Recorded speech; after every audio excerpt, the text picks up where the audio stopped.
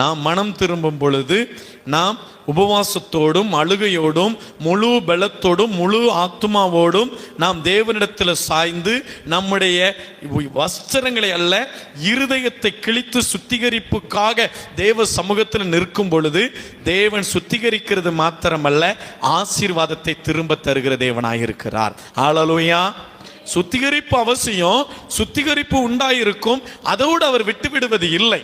அவர் எதை சேர்த்து தருகிறார்?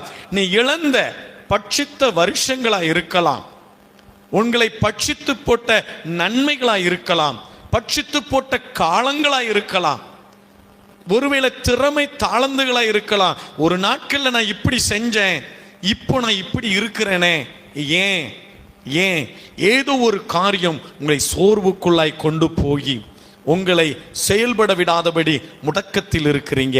இன்று தேவன் உங்கள் உள்ள